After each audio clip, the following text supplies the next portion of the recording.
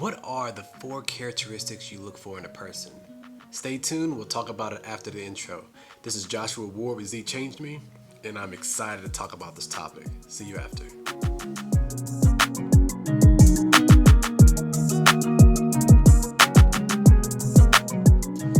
Yes, guys, welcome back to the channel. Please like and subscribe if this is your third, fourth video, or even if it's your first one, because this is going to be an exciting one and useful one. What are the 4 characteristics that you look for in a person? Now, this could be utilized in any type of relationship, friendship, etc. But I'm going to focus this mostly on a romantic interest or a relationship. Again, this channel composes of multiple different topics. We got relationships, which we're going to be talking about today. Single dad, which that's what I am. I'm a single dad. And personal growth and attachment theory, which they all work in tandem with each other. But this is not going to be a very long video. Hopefully not. We'll see how this goes. But let's jump right into it. What are the 4 characteristics when you look for a person? All right, number 1. Find somebody who has a good relationship with the person who raised them or the caretaker at their formative age. Now, this breaks down really further in the attachment theory, which I'm going to put up on top so you can click and watch that, because that's a very good breakdown, easy breakdown of attachment theory. But depending on how people are loved or show love or display love in their formative age, in their younger age, and as they grow up, they start to accept that's what love is. And so what happens is when they get in close relationships like they did with their family, they start to display that same type of relationship. If there was yelling and screaming and pots and pans and all that was thrown around in a household, that's what they think love is. And so that's how they will treat you in situations. Now this is going to be number 4, all right, out of all of them, like the least weighted one, because of over time, people can learn and grow and develop and get healthy relationships, secure relationships, which they can be able to model proper ways to actually communicate and proper ways to display love.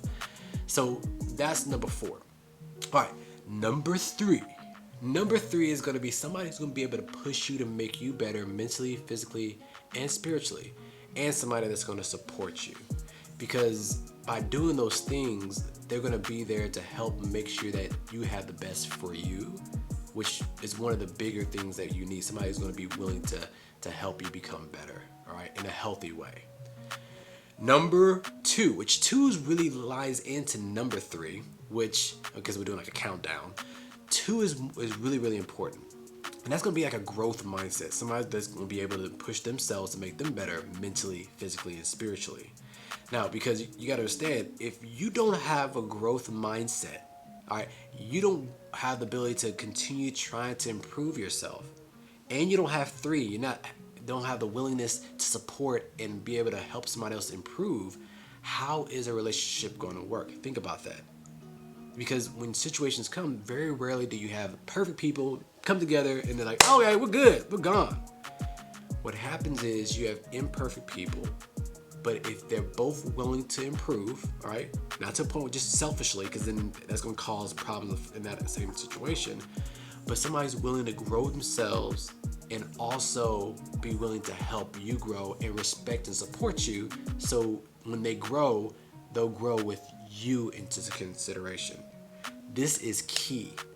If you don't have a growth mindset, what's going to happen is when you hit a roadblock and when the environments change, what's going to happen is they're not going to be able to grow enough to make the situation work or raise their capacity to make the situation adjust appropriately, because you only know what you know, and if you don't grow, you're going to want to stay in the same situation without it. Let's say an example. Let's say I go to work and work full time. You stay home and clean and everything else. You work too, but we just have me and you. You like to clean, so you clean and you cook, and I come home from work and we just hang out.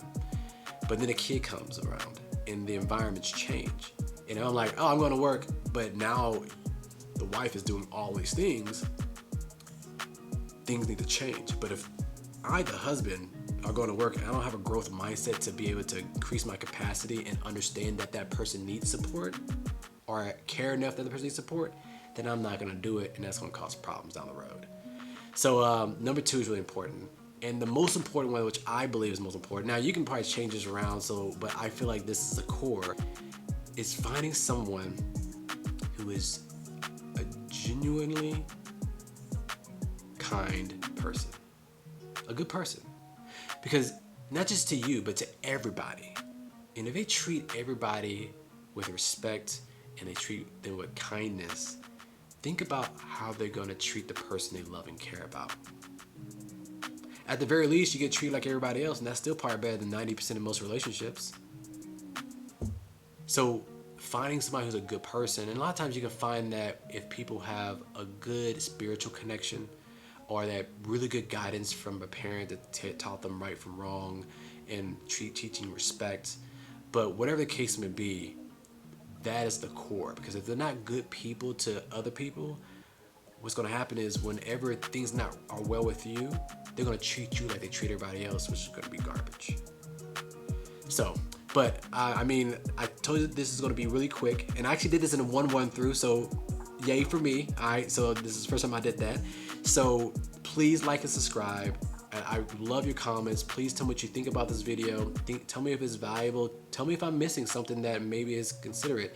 But what I do is I take things fundamentally and I break it down fundamentally so it can just be transposed to any other situation. But please tell me if I'm missing something. Comment, like, and subscribe. And I'm excited to hear what you have to say. And I'm excited to continue this series on relationships. And as I always used to like to say, love your kids if you have them and give them a hug for me. See you next time.